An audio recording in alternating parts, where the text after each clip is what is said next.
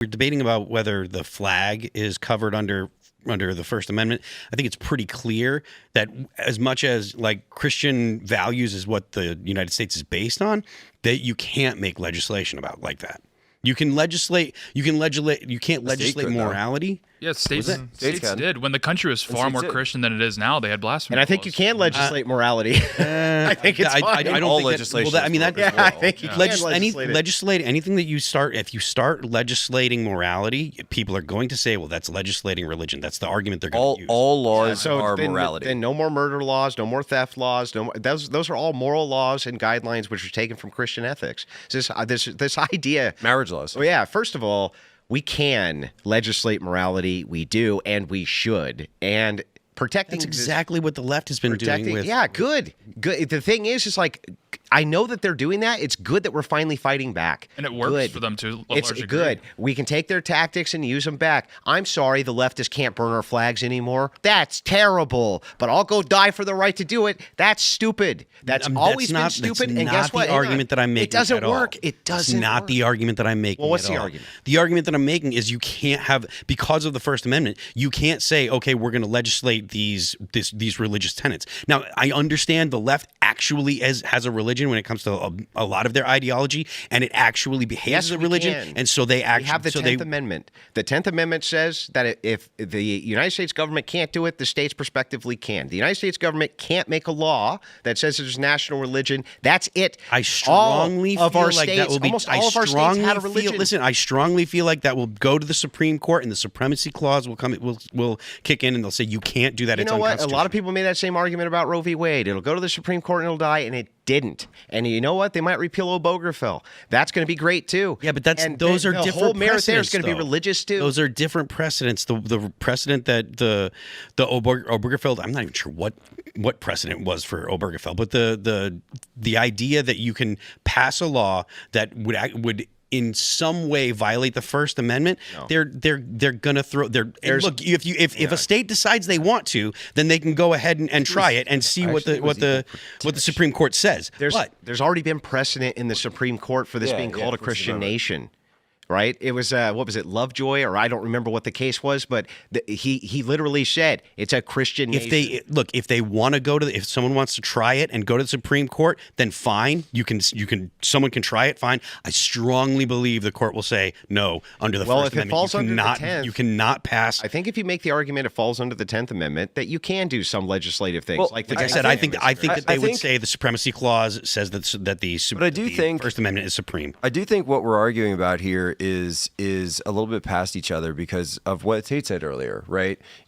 That the people do matter. And even to your point, Phil, the Supreme Court justices matter, and the Supreme Court justices are chosen by the president, who is chosen nominally by the people of the states, and so the people matter, and it is going to come down to the reflections of the people, and so we can get into the nitty gritty of the 10th Amendment, the Supremacy Clause, et cetera, but which side is going to win? Yeah, and that will end up being the side that has had to stack the Part court. of the reason why I would say that the Supremacy Clause would take precedent and that the First Amendment would protect people, would prevent states from doing it, is because the conservative justices, they don't always come down where you think they're going to come down. You can reliably pick what the progressive justices are how they're going to vote, right? They're always going to vote in line. Sotomayor and Kagan and what's her name, Kajenti Brown Jackson, they're gonna vote the same way all the time. But you can't reliably predict the other ones. But at the other same time, because why you shouldn't be making this prediction. But in the past, you could. That's why you shouldn't be making this prediction.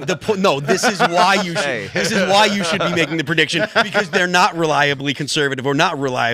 Like they're not reliable at all when it comes to conservatives, because the conservative justices or the normal justices, right? The ones that are not ideologically possessed, they're the ones that actually will think about the question at hand. Is that in the past you could? Right. Like this wouldn't have been something that was contested. Many precedents for your ability to do it. And look, I do understand the idea of government overreach. I was raised on this libertarian stuff, okay, the libertarian garbage.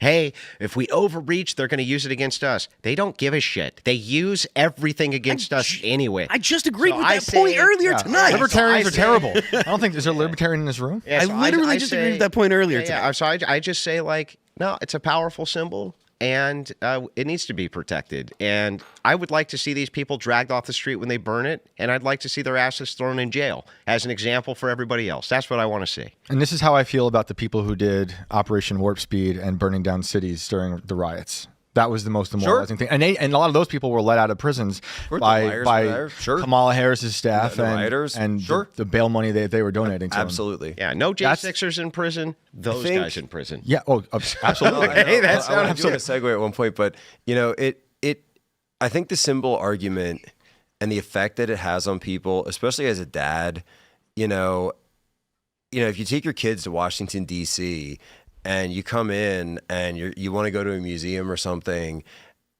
and you walk by a group of people and you say, oh, especially if you come in Union Station, right? Union Station is where most people come into the city when they take the train, and we have to come in, and you see them right there, and that's why they do it at Union Station, by the way, all the time. And suddenly they're burning a flag. Mommy, Daddy, what are they doing? They're burning the American flag. Why isn't anyone stopping them? Mm-hmm. And then you have to sit there and try to explain to a child, I'm not saying I've done this, but you would have to sit there and then explain to the child that the flag that we teach them matters so much. Actually, there's something beyond that matters that you can't see and you can't touch, but it matters, and that's their right to burn. It falls apart. It is insane, and it completely falls apart. In my view, it's communist totally backwards. And again, I do understand the overreach argument. I get it. But there's really not balance now. There's no balance anymore. We can't really balance everybody's different priorities because they've already legislated hate crimes for burning their flags. They've already done this. Yeah, they'll do whatever is necessary to achieve political power while we're arguing about whether or not we should protect basic symbols. Should we do something? Yeah, should we do something? Fight back? I don't know. Yeah, we probably should. It's like, do a burnout on a pride crosswalk. They'll yank you out of your car. Yeah. I mean, it's crazy. That's not acceptable either, though. What, doing a burnout on a No, the pride idea crosswalk? that you get yanked out of your car for. Oh. Yeah, but unless we put in the power of law and we show that we will utilize force the same way that they're willing to, that's all they respect. All they respect in the counter is force.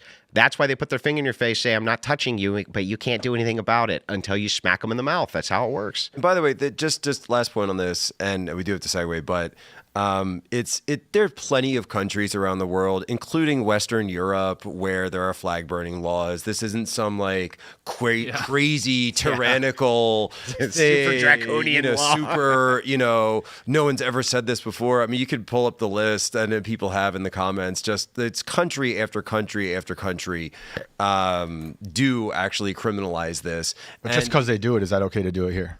Yes. I'm not making. I know you know that. I'm asking Jack. In this case, just because it's okay in other countries, that's a precedent for us to here and make that law. I'm not saying that's the only reason. I spent a long time explaining why I think it's a good reason, but I'm also pointing out why that other people agree with it as well. Yeah. That it's not draconian. I just think it's a weak measure, and we have way bigger things to be fighting that I wish this administration would go after, and this is like a small distraction giving you guys some fast food meals to cheer about, whereas I want to go after things that really, like, he promised to obliterate the deep state. What's happening with that? Tulsi Gabbard just said she's firing 50% of the like IC. Yeah, I get it, but like there's big things like the Epstein files. That's big? I think that's big, but I think there's something beyond just that. So it's just staffers. I'm thinking, I hear this a lot, and I understand.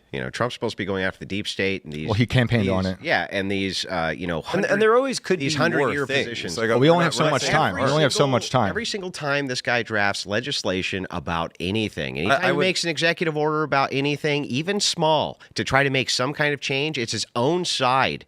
The guys who want to dismantle the deep state, who go after him the hardest, who curtail and hamstring him from doing anything. Because it was the deep state that tried assassinating him. Pass something about a flag. What do you think he's going to do to the deep state? Exactly. I don't think anything's going to happen. Well, I would argue, though. I mean, I would argue that I think the difference here is that it's short term versus long term. I think these are long term plays and long term investments that are being made now.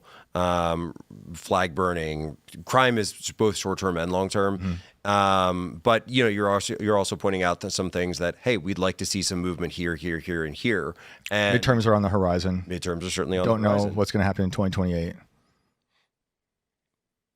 And the point being is, if you don't have that much time, why wouldn't you want to make long-term investments?